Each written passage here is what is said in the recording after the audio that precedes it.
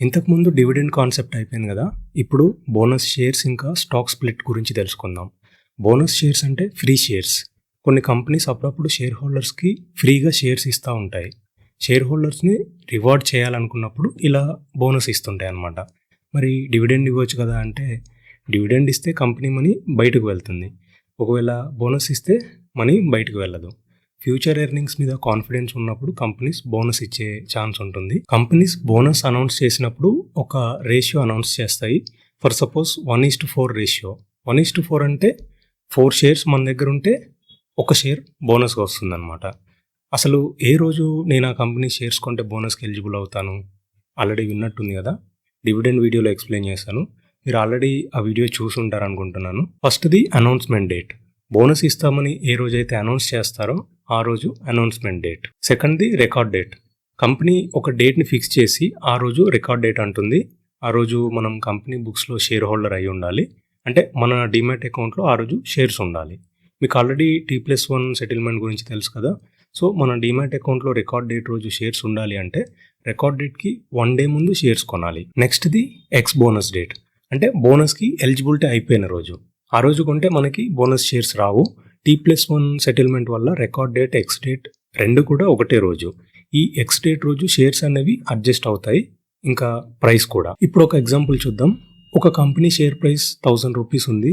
నేను 4 షేర్స్ కొన్నాను. So, total ₹4000 అయింది.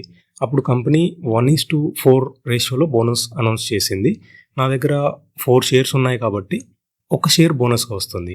ఇప్పుడు ప్రైస్ అడ్జస్ట్ అవ్వాలి కదా! సో, ఇక్కడ మార్కెట్ వాల్యూ ప్రొపోర్షనేట్‌గా తగ్గుతుంది. బోనస్ తర్వాత నా దగ్గర ఎన్ని షేర్స్ ఉంటాయి?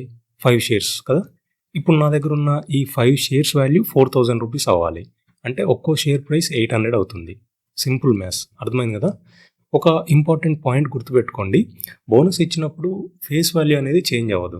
బోనస్‌కి ముందు ₹10 ఫేస్ వాల్యూ ఉంటే బోనస్ ఇచ్చిన తర్వాత కూడా ₹10 ఉంటుంది. బోనస్‌కి ముందు కంపెనీకి ఎంత వాల్యూ అయితే ఉందో బోనస్‌కి తర్వాత కూడా అంతే వాల్యూ ఉంటుంది.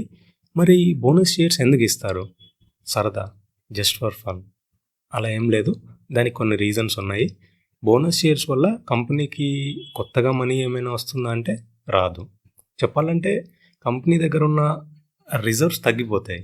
ఓకే. ఇది జస్ట్ అకౌంటింగ్ అడ్జస్ట్‌మెంట్ అంతే. ఆ అమౌంట్ వెళ్ళి షేర్ క్యాపిటల్‌లో అడ్జస్ట్ అవుతుంది. ఇది ఇర్రెలెవెంట్ టాపిక్ ఇప్పుడు. ఇంకా డెప్త్‌గా అవసరం లేదు. ఓకేనా? బోనస్ వల్ల షేర్ హోల్డర్స్ రిచ్ అవుతారా అంటే ఇమ్మీడియేట్‌గా అవ్వరు. కానీ ఫ్యూచర్‌లో వెల్త్ క్రియేట్ చేసే ఛాన్స్ ఉంటుంది. మరి ఇమ్మీడియేట్‌గా ఏంటి దీనివల్ల లాభం? బోనస్ వల్ల షేర్స్ లిక్విడిటీ ఇంకా అఫోర్డబిలిటీ పెరుగుతుంది. అఫోర్డబుల్ అంటే ఇప్పుడు ఎంఆర్ఎఫ్ షేర్ ప్రైస్ ₹1,48,000 ఉంది. ఎన్ని షేర్స్ కొంటాం? మహా అయితే ఒక షేర్ కొంటాం. అంత సాటిస్ఫాక్షన్ రాదు. ఇన్ఫోసిస్ షేర్ ప్రైస్ ఎంతుంది? ₹1,600 ఉంది.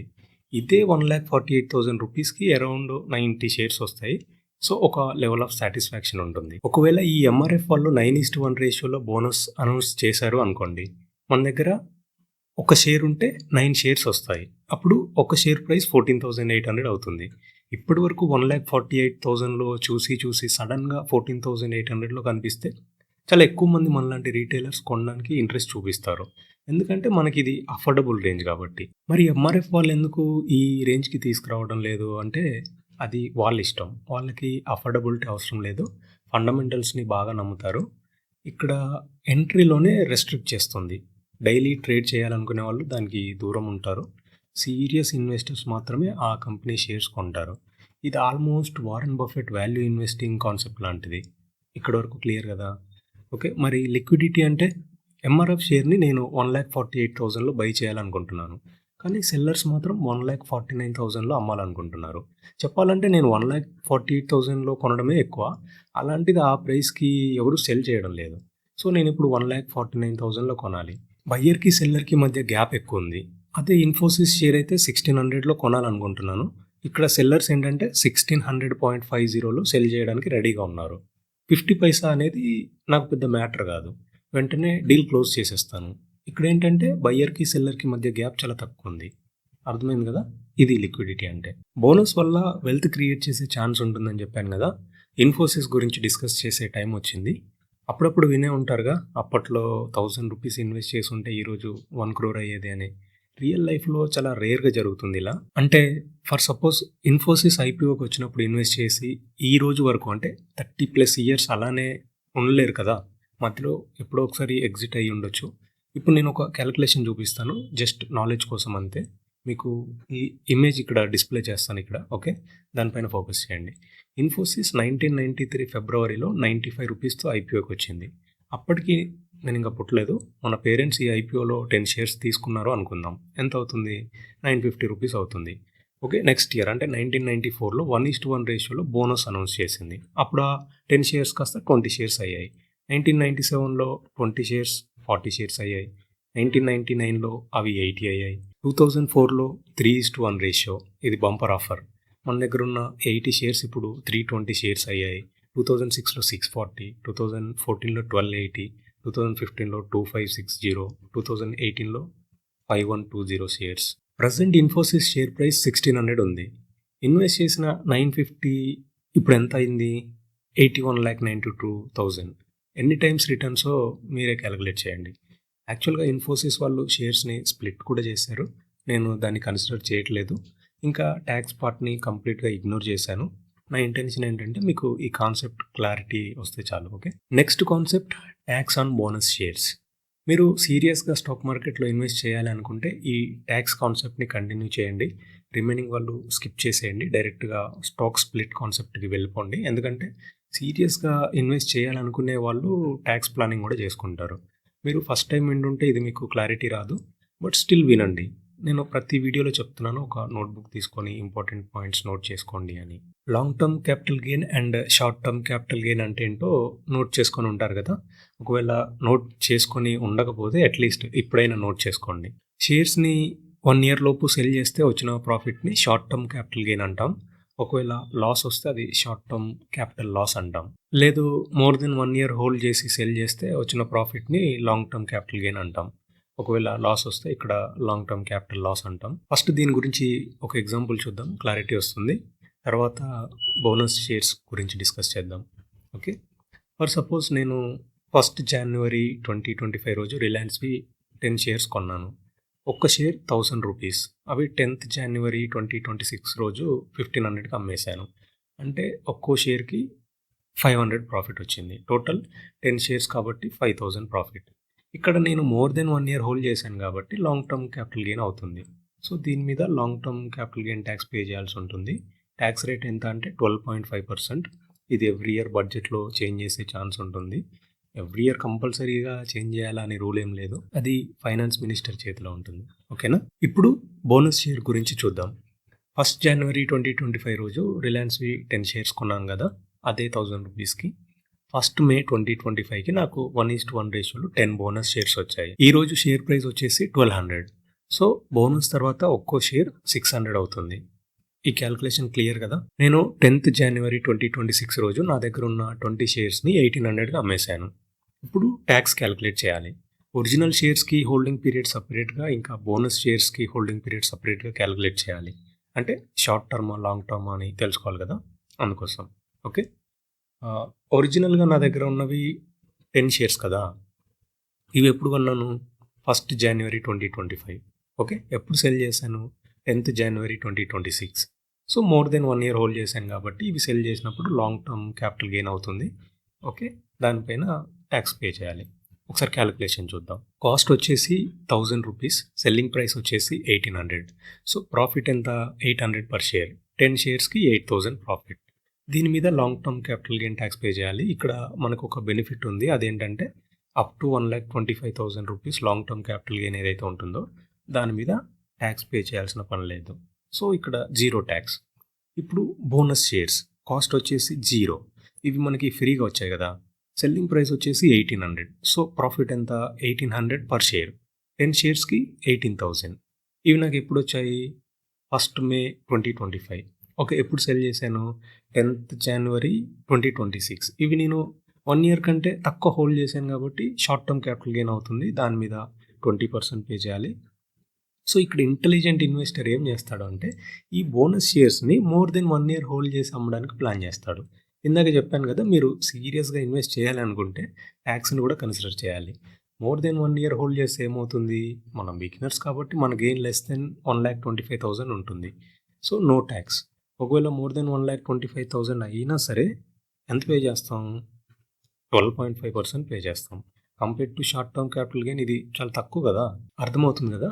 బోనస్ షేర్స్‌ని ఇమ్మీడియేట్‌గా సెల్ చేసి అన్నెసెసరీగా ట్యాక్స్ పే చేయొద్దు. ఒకవేళ లాస్ వస్తే ఏంటి పరిస్థితి? ఇది కొంచెం కాంప్లికేటెడ్. సో, నేనిప్పుడు ఎక్స్‌ప్లెయిన్ చేయలేను. ప్రాఫిట్ వచ్చినప్పుడు సినారియో మీకు అర్థమైంది కదా!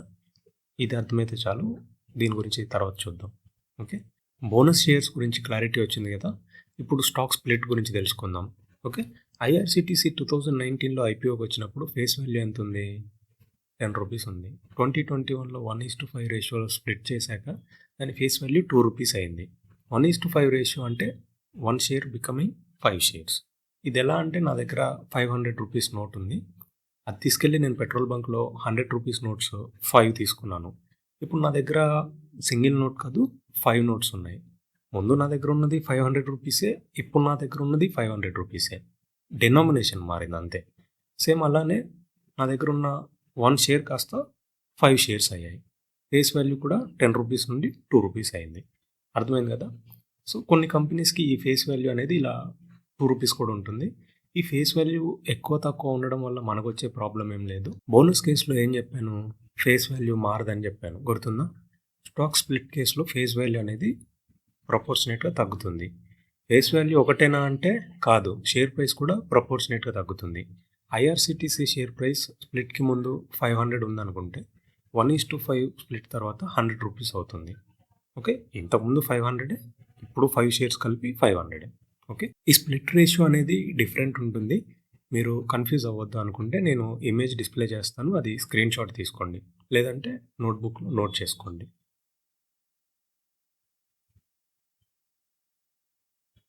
ఓకే. డన్. ఒక కంపెనీ బోనస్ ఇవ్వాలి అంటే ఆ కంపెనీ బ్యాలెన్స్ షీట్‌లో రిజర్వ్స్ ఉండాలి. మరి స్టాక్ స్ప్లిట్ చేయాలంటే అలాంటి రిజర్వ్స్ ఉండాల్సిన అవసరం లేదు. స్టాక్ స్ప్లిట్‌కి మనం ఎలిజిబుల్ అవ్వాలి అంటే సేమ్ ఇక్కడ కూడా announcement date, record date, X date ఉంటాయి. ఇవి మళ్ళీ మళ్ళీ చెప్తే మీకు బోర్ కొడుతుంది. ఓకే. డివిడెండ్ కాన్సెప్ట్‌లో ఎక్స్‌ప్లెయిన్ చేశాను. బోనస్ కాన్సెప్ట్‌లో కూడా ఎక్స్‌ప్లెయిన్ చేశాను. సో, మీరు ఈ పాటికి ఎక్స్‌పర్ట్ అయ్యి ఉంటారు. ఓకే. ఇక్కడ ఒక కామన్ కన్‌ఫ్యూజన్ ఉంటుంది. బోనస్ షేర్స్‌కి, స్టాక్ స్ప్లిట్‌కి డిఫరెన్స్ ఏంటి అని. రెండిటికి ఎండ్ రిజల్ట్ సేమ్‌గా కనిపించినా accounting and tax treatment different ఉంటుంది. బోనస్‌లో మనకి ఎక్స్ట్రా షేర్స్ ఫ్రీగా వస్తాయి. కానీ ఫేస్ వాల్యూ చేంజ్ అవ్వదు. స్ప్లిట్‌లో ఫ్రీ షేర్స్ రావు. జస్ట్ ఒక షేర్‌ని చిన్న చిన్న పార్ట్స్‌గా డివైడ్ చేస్తారు. స్టాక్ స్ప్లిట్ వల్ల ఫేస్ వాల్యూ మారుతుంది. ఇంకా షేర్స్ క్వాంటిటీ పెరుగుతుంది. రిజర్వ్స్ చేంజ్ అవ్వవు. మార్కెట్ క్యాపిటలైజేషన్ చేంజ్ అవ్వదు. ఇలాంటి చేంజెస్ ఏమి ఉండవు. దీనివల్ల లిక్విడిటీ పెరుగుతుంది. బోనస్ ఇంకా స్టాక్ స్ప్లిట్‌లో రెండిట్లో కూడా షేర్ ప్రైస్ తగ్గుతుంది. కానీ reasons different. Bonus shares issue చేసినప్పుడు కంపెనీకి మనీ రాదు. స్ప్లిట్‌లో కూడా మనీ రాదు. బోనస్ షేర్స్‌కి, స్టాక్ స్ప్లిట్‌కి డిఫరెన్స్ అర్థమైంది కదా! ఒక ఇంపార్టెంట్ విషయం చెప్పాలనుకుంటున్నాను. ట్యాక్స్ రిలేటెడ్‌గా మీరు ఇన్ డెప్త్‌గా నేర్చుకోవాలి అనుకుంటే, లేదంటే మీకు ఇంకేమైనా డౌట్స్ ఉంటే నాకు కన్వే చేయండి.